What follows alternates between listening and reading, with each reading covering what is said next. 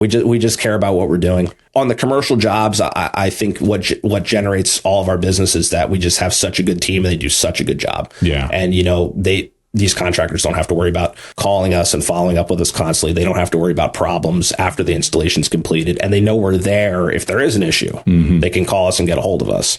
I know, again, that sounds nuts, but it's like, there's a lot of contracting companies that just basically they get your money and then that's it. Yeah. But we've been in the same place for almost 7 years. So if we don't do something wrong, people know exactly where to find us. Yeah. So it's just really, it's our main priority just to make sure we're doing a great job every time. Welcome to YMI Talking, a podcast where the guests are so good, you'll wonder why the host is even talking. In each episode, you will hear one of the leaders of the Lehigh Valley's vibrant business hub. They will tell you the keys to their success, the mistakes they've made, and what they have in store for the future. Here is the host of YMI Talking, from YMI Insurance, Jimmy Honachik. All right, that is me, Jimmy Honachik, and I am joined by... Modesty. Modesty, what is up? Hello. That sounds like I don't know your name. Like I was just like, and I'm joined by... Guest star. Modesty, thank you for coming on here. Yay, slay. I'm super excited about this episode. Me too. Eric Mesko, I've known him for years. Mesko Glass, like we kind of talked about, is a landmark in the Poconos. But Eric Mesko and I go back to our Stroudsburg Little League days. Aww. And Stroudsburg Little League, I'm going to give them a shout out right now, actually. They're such a great institution here. They do such good things. They didn't make me a good baseball player, unfortunately, but maybe they made me a good person. But one thing that I love is we're big sponsors of theirs. We love them. And do you remember the season last year? Yes, we won. When we won, yes. The YMI team won the championship game, and we went to it. Yes. And what was really cool was going there. The parents were like so excited to have us there. They were so supportive. They had were. their own YMI shirts, and they were all YMI decked out, and I felt like not YMI decked out. It was so cool to see everyone like that excited. Obviously, it's for the kids, but like with our stuff there was so cool. Yeah, it was really cool. And speaking of, this Saturday, yes, is the first pitch for the season. By the time this airs, that it will have happened already. But maybe we can show a clip of me throwing in it. Yes, because I'm throwing. You are throwing up first pitch for the Yes, season. yes. This is so exciting. Yes, You are really good at baseball. So says no one ever. Yes, let's please get a video of you throwing and dominating this first pitch. Yes. And we will play it in this episode. That would be so cool. Oh, okay. Great. I'm going to tee it up. Like, here's Modesty doing an incredible first pitch. Boom. How good was that? That was so cool. Well, I wish you all the luck. Thank you. It's going to be really fun. It's, like I said, such a great organization, and we're happy to be able to support it and sponsor it for sure. Yes. And you're going to dominate it. Yes. All right. Without further ado, the Stroudsburg Little League legend himself, Eric Mesko. Slay. Boom.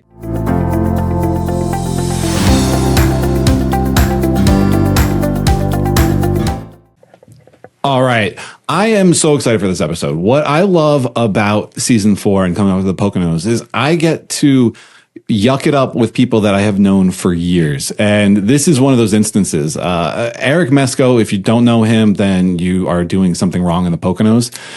He is, born and raised here in the Poconos. He is the president partner at Mesko Glass, which is a third generation family business. That's right. He was an incredible T-ball player and little leaguer. And I'm just happy that I get to reconnect with you here, Eric. It's a pleasure to be here today, Jimmy. Thanks for the invite. Absolutely. So talk to me about growing up in the Poconos. Like I said, we I think first met in Little League over here at Stroudsburg Little League.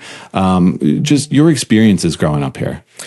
You and I were very lucky to grow up in the exact spot that we did. Which would be the Cherry Valley region of Hamilton and Stroud Township. And I had really like kind of a Huck Finn childhood where I ran through the woods and just did a lot of outdoorsy stuff. I was sort of outside all the time and really enjoyed that. We had a pond. I played pond hockey, but just spent a lot of time in the woods and riding bikes and just doing a lot of outdoorsy type of stuff just right around our home, basically. So that's awesome. Yeah. And then as you're doing that, I mean, you see your dad going to work at Mesko Glass. Is that in your head at that point, or? I was obsessed with the glass company from really my first memories as a child. Really? Yeah. Just always wanted to be involved. I would go visit my father, and, my grandfather was there, my uncles were there. And, it's funny because the building still smells exactly the same. And it's one of my first core memories as a person. I just remember how it smelled and looks and feels. And yeah. So, yeah.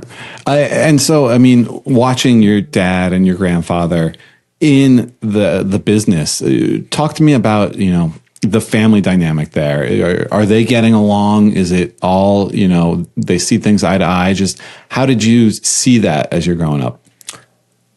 Most people involved with family businesses, I think, would probably have a similar story to me. A lot of ups and downs in terms of family relationships, but a lot of times, especially if we had a big deadline or a really big project, the way that you can, sort of rally together because, your blood, and get things done, I think was for a long time one of our strong points. Mm-hmm. There would definitely be an occasional infighting, but when something really needed to get done, you could get 3, 4, 5 family members together and go there and get it done. Yeah. Yeah. And that is the nice part of being a family, right? Is you are there in the business together, but you're at home together. And so when you need something, that they have your back. Sure. Mm-hmm. And, your evolution from kind of growing up and watching it, to now being in it. I mean, talk a little bit about that. What was it like? Did you go right into it out of school? Right out of high school. Okay. I was doing poorly, and I was going to go to Kutztown and get a business degree, and my father just pulled me into his office and said, "Hey, why don't you just skip that and come right to work?" Yeah. I had already been working there, in the summers and on the weekends, helping with stuff. So it was just a natural fit for me. Mm-hmm. Yeah. Do you come in at the ground floor? Are you kind of, working at the bottom of the ladder and working your way up, or how does it work? I would help in the shop. I grew up fixing windows and cutting little glass orders. And my first official job there was our retail counter. So that was actually at the height of the building boom in the Poconos too, in 05 and 06. So we had a really busy retail business at the time. So, mirrors, cut glass for things, people with broken windows, that type of stuff. It was really fun. Yeah. I'm going to give you guys a plug actually on this point because I got this awesome round table at Costco. I'm the biggest Costco fan in the world. I buy local on everything, but Costco sucks me in. Sure. And I'm literally here and I'm talking modesty and I was like, it's great, but my kids scratch it up all the time. Sure. And I don't know, it's round. I don't know how to get a piece of glass for it. I can't figure it out. She goes, have you thought about Mesko Glass? And I was like, oh, light bulb moment.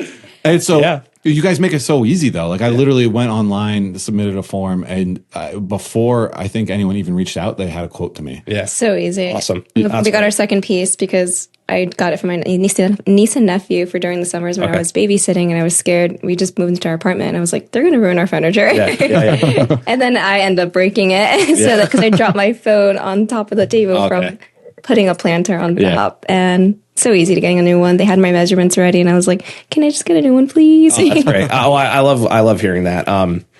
That's probably the most common question we get asked when people call is do you cut glass here? Yeah. I know that sounds crazy, but it's it's several times a day. Yeah. But well, I grew up, first off, the building where it is such a great location. It is, everyone passes by it regularly. Mm-hmm. Do you guys take pride in sort of, you're a foundational part of East Stroudsburg in a way? Yeah, I definitely feel that way. Yeah. For sure. It was my grandfather purchased it in the late 50s, and there had been a really bad flood in the East Stroudsburg area, and I think probably a large part of Pennsylvania. But that building was mostly underwater at the time in 55. So he purchased it and dug it out and cleaned it up, and we've been there since then. So it's almost 70 years now. Yeah, it's such a landmark. But driving by it, I would always assume windows. That was all I thought about. Yeah, a lot of people think windows. Yeah. So give us, what does Mesko Glass do? we have a large, commercial contracting arm. So a lot of the big projects you see in the Poconos. So like right now, the new Ertl car dealership. Yeah. We did the St. Luke Spartansville. A lot of projects in the Lehigh Valley too. A lot of large scale projects. And then from a residential standpoint, it's not to interrupt you, but I sent you a picture because I was at a restaurant. Oh yeah. And there on the opening doors, there was Mesko Glass. Yeah. So when we put commercial doors, then we usually leave like a little, it's also for service purposes. So if something goes wrong with the door, they knew who to call. Yeah. So, but that was right there in Allentown. Yeah. So you guys do get down there. Oh yeah. A lot of, probably half of our revenues come from Lehigh, Northampton. But from a residential standpoint, we do, hey, I broke a window. We do a lot of shower enclosures. So we work with a lot of residential builders, and we do, custom shower enclosures. And then we do vinyl replacement windows. Those are probably the three main things we do residentially. Yeah. So if I am getting new windows, am I coming to you and you do the whole set? Yeah, mostly replacement style. Okay. So you have like an existing, you have a house that was built in the 80s. Yeah. And it has the original windows from it. We come in and sell like a really high quality, really reasonably priced vinyl window to replace that. Okay. Can I ask you a really dumb question? Sure, yeah. Where does glass come from?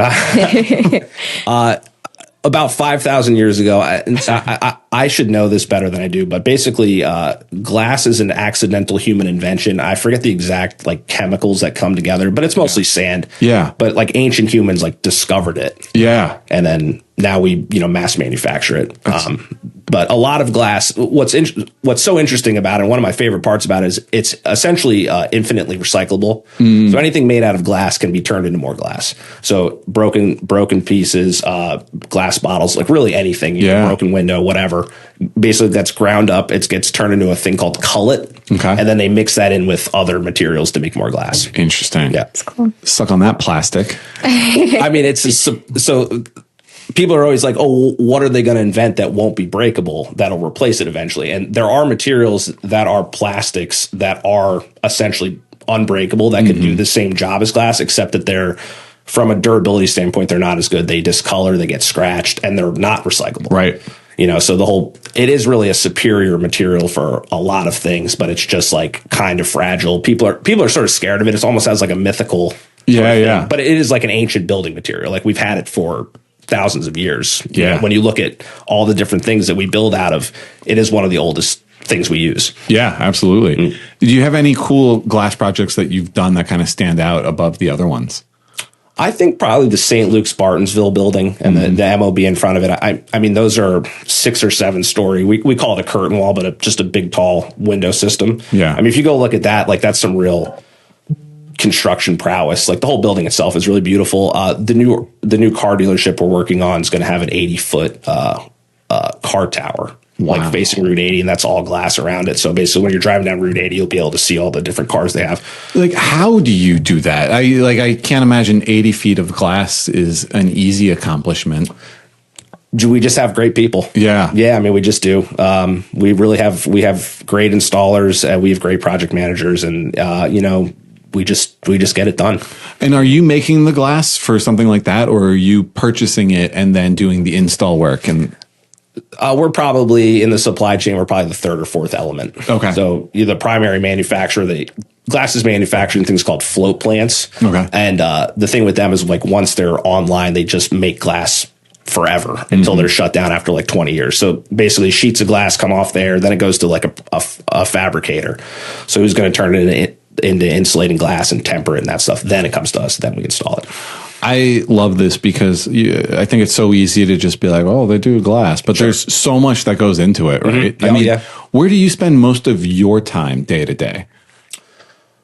Like I don't, this isn't like a cool thing, but like honestly collecting money. Yeah. Unfortunately, like I wish it was all bat out. And I wish it was like, oh, I just do this all day, have fun conversations with people, which I do, I try to network. I do a lot of networking. I'm involved in the Builders Association. I'm part of a BNI chapter. I try to get out and see people and do that type of stuff. But yeah, I mean, I do. I spend a lot of time dealing with personnel, collecting money, and trying to develop new business at the end of the day. Yeah. Where does new business come from for something like you guys? For many years, it was like, I know this is another thing that's going to sound crazy, but it's just the truth. It's like we're the only people that answered the phone. Like we called 10 people, and you're the only people that answered the phone, and you're the only people that called me back. Or we had a good, our neighbor had a good, experience with you. I mean, that really is, we do more marketing than we used to, but I mean, most of it is word of mouth and just people are just happy with the work we've done for them in the past. It's so funny. We have looked at this, pretty strategically as well. Like, where's the best spend of our money? And 90% of our new business is referrals. And, and I think that's true for most businesses. Definitely. We do all these fun, fancy things that we think are going to bring in money, but at the end of the day, it's doing a good job.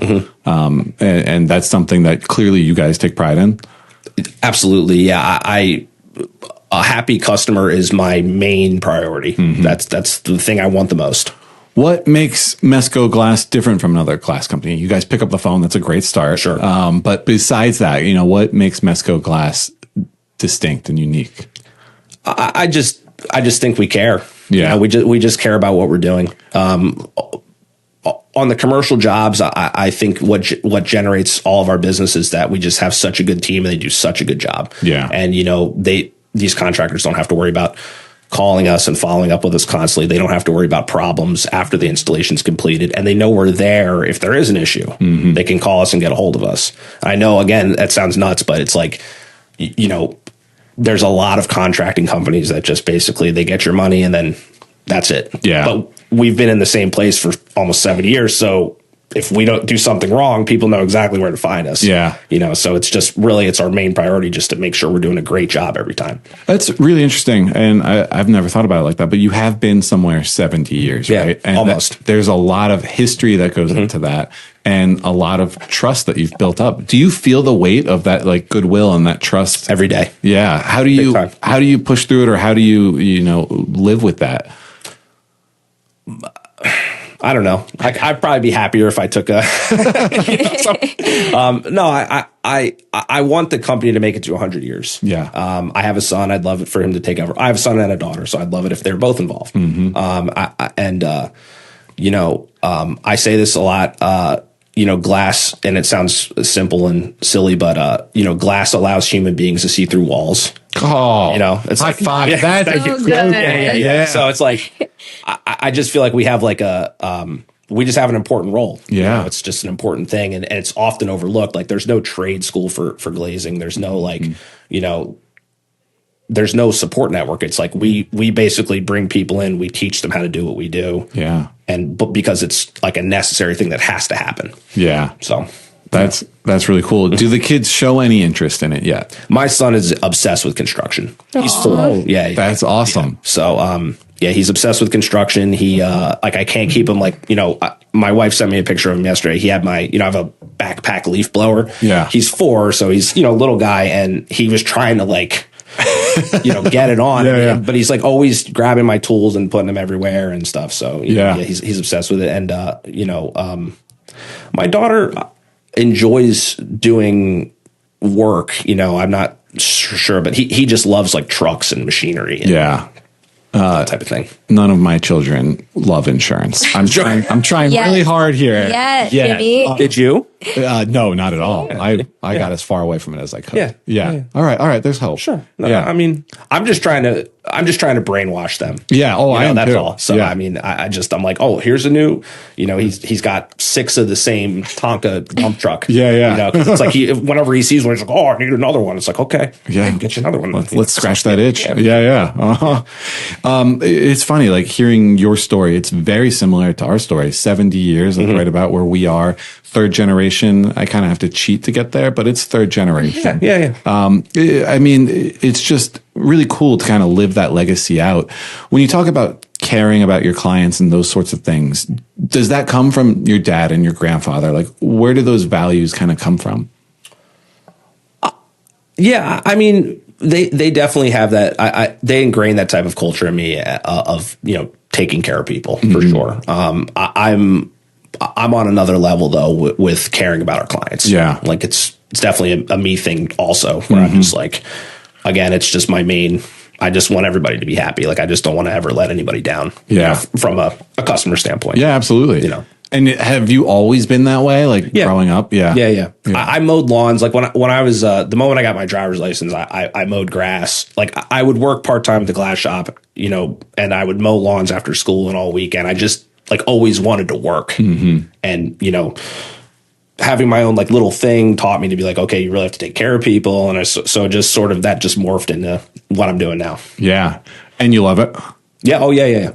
No, I love we have like really great people. They make my life a lot easier. I couldn't do it without them. And it really does make like the job I do now like a real joy. How big is the team? We're at about 30. That's great. I mean, that's a great size. Yeah. Yeah. And you were working on big projects. Talk to me a little bit about, we talked kind of about growing up, but what the Poconos mean to you. You were born here? Technically born in Bethlehem, but all right. Lived here my whole life.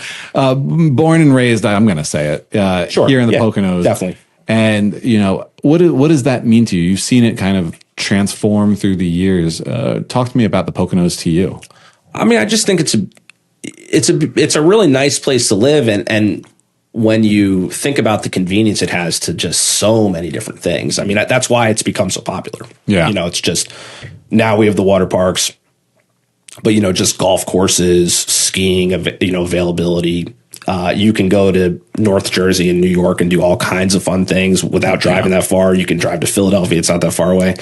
And the natural beauty of the Poconos is really, I think, the main driver. You have waterfalls. You just have like there's lots of open areas where you can go like walk around in the woods and, be in nature, and I just think that's a huge benefit. Yeah. And you can't see that stuff from inside your house if you don't have glass. That's exactly. You get it. Yeah. I'm on board. How do you balance the family, right? Like you've got 2 kids, you've got a wife, but you are also, the president of a large business in the Poconos. I mean, how do you find the balance there? My wife's incredible. Yeah. Yeah. I mean, she's awesome. She takes them to school when they go, and she's just incredible. She's great. She always has dinner for me. Can you cook? I love cooking. Do you? Yeah. I cook all weekend. But yeah, she just does everything she can to like make my life easier all the time. She's awesome. I hate when I hear a husband just being a better husband than me. Like I can't cook at all. I'm sure that's not. Well, I'm sure there's other things you do though. I'm waiting to find them. I'm sure they're out there. Yeah. I really enjoy cooking. I've made that a focus of mine to try to make like better food. And what's your go-to dish? Like, what are you most proud of that you make? Like a beef stew, like a beef bourguignon, though. Like in a Dutch oven with I like braising. He's meats. professional. Yeah. Oh, a bourguignon. Yeah, I know what that is. Yeah. We like that. We do a lot of grilling and stuff. So yeah. I brag about going to the Superior High School in the Poconos at all, or no? Shouting out Cassie for Notre Dame alum. Yeah. My parents wanted to send me there. I didn't want to leave Stroudsburg, though. Yeah. Stroudsburg. I'm outnumbered. Yeah. I think, I think Notre Dame does a great job. Yeah. I mean, your class, I mean, everybody's hyper successful. I mean, are they not? I mean, most people. We did have a good turnout. Yeah. I think the smattering of, outcomes is way different, with my class at Stroudsburg. But I mean, we were probably 450 students. Yeah. I don't know what Notre Dame is. It's probably 50 maybe. Or even now. So like I was telling you, I went back for a career day. I mean, it's down to the 30s, 20s. Yeah. It's really, we won't get into it, but yeah, it's really gone downhill a little bit in terms of class sizes. Yeah. And I don't know if that's necessarily even a bad thing. I mean, that hands-on, help, I think is important. Yeah. And I loved that, being able to have a small group. Mm-hmm. How did you find Stroudsburg High School in terms of, it is, like you said, 450 people plus, like how did you find navigating that and just generally? We had a really overall really nice class. I mean, I started at BF Morey Elementary next to the high school in, I guess it'd be like 1992. Yeah. And, we kind of knew everybody back then. Mm-hmm. And then by 2005 or whatever it was, 2005, it's like, there's a lot of people that weren't from here originally. But the sports teams got better. I mean, there was a lot of improvements in a lot of ways. You met a lot of new people, and So what's next for Mesko Glass? You don't strike me as someone who's just going to chill and kind of ride on the coattails. No, I'm just trying to just continue to do a good job. Yeah. I don't have huge growth aspirations. I would like to institute some sort of residential service plan and commercial service plan, meaning like you pay us, we come, once a year, check everything out at your house for you, and sort of, then if you do have issues, then it comes at a discounted rate or whatever. So I'm trying to roll something like that out. I want more like of a recurring revenue thing, but other than that, just try to try to find good installers and keep doing what we're doing. I love that though. I say to Trish all the time, like first off, I hate owning a house. We can get into that some other time. I'm with you. But secondly, like, I don't know what I'm doing, and no one comes out to tell me. Like, there's no house doctor who says, "Hey, this should be happening." Yeah. If you could bring a house doctor to my house, I'm all in. Yeah. So ours would be specific to like windows, and stuff. But yeah, absolutely. I joke with Cassie all the time that if it wasn't for women, men would still live in caves. Yes. So, I mean, I'm with you with the houses 100%. Trish literally just said something similar to me. It's funny that you say that. Yeah. I mean, I just, we're doing some stuff at our house right now, and I'm just like, I would never have thought to do it. I'm like, everything we have is perfectly fine. Why would I want to change anything, I am clipping this part right here. Sure, yeah. But I mean, she's happy about it, and that makes me happy. Yeah, good. Yeah, happy wife, happy life, 100%, for sure. All right, so we are sponsored in season 4 by the Swiftwater Hotel. Okay, it is the nicest hotel in the area. It is the best vacation you can take in the Poconos. So we've been asking everyone, what is the best vacation you've ever taken? I have a few ideas in mind. Right before Cassie and I had our first child, we went to Barcelona for a week, which was probably the nicest. I've been to a lot of places and I did a lot of fun things. I think that was probably the pace of life in Spain is really nice. Yeah. The food's really good. Coming from America and going to like a country like that where everything's like, geared down like 4 gears. Like it's not just a little more relaxed. It's like way more relaxed. And you start to like get used to that after a while. And you're like, I don't know that I want to go back home, So I think that's probably the main one. I've done some like silly boys trips. I went to Amsterdam one time. That was really super fun. Yeah. Probably the Barcelona trip is my favorite one. Yeah. I love that idea of just kind of slowing down. We don't do that enough. We don't do it at all, really. Yeah. The one place I think that maybe you slow down, the golf course. Sure. You a big golfer? Yep. Talk to me about the love of the game and kind of how much you try to get out there. I play golf maybe twice a week, two or three times a week. Okay. In the season, I go practice at Shawnee. I go use the short game course. I go chip and putt, and that's all to shoot 81s and occasionally break 80 once in a while because it's a really hard game. Yeah, it is. Well, what I've learned, and I'm not a golfer, I go maybe 3 times a year, is it's such a mental game. Sure. And that's where I'm bad. I could talk about this. I don't know how much more time we have. I mean, I could talk about golf for 3 hours straight. So, golf is an interesting game for people to play because it's like a good representation of life. Yeah. Because it is you versus yourself. Like it's not a team game. It's the first thing you have to win is your own game. Yeah. Which is hard. Yeah. And then, you could be having a great round and something could go terrible. It's just the metaphor for life is just, it's over and over and over again. Like sometimes you get a good bounce that goes bad. Sometimes you get a bad bounce that goes good. Yeah. Sometimes everything goes wrong. Sometimes everything goes right. And it's just all about just trying to like stay right, even keeled, right down the middle. Yeah. And, the professionals and like the people that are really good at golf, they just don't worry about anything. They just go out there and play and, they just let it happen. And the less you think about it, and the less you worry about it, you just do better. You just do. It's like, you just can't be a nervous wreck the whole time. That's so zen. Yeah. Like, yeah. And I'm not that way. Well, I was going to say, that's why I'm bad at it. I'm like, I mean, I played in high school and I did pretty well. And, when I started working, I just didn't really have time, but I play a lot now. And I mean, I'm my own worst enemy. Yeah. For sure. I just do crazy, dumb things all the time. It's like, but then afterwards, like my brother and I, we played on Sunday, like a couple of heathens and, we were recounting our rounds and we were just like, oh, could have done that better, could have done that better. And it would have been I shot an 83. It would have been a 78 with just a couple little tweaks. Yeah. But as my dad says, he says something like, we all have stories. That's what he says. Just go, we all have stories. I love that. Which is the truth. So, Yeah. We got some Mesko sayings out of this one. Yeah.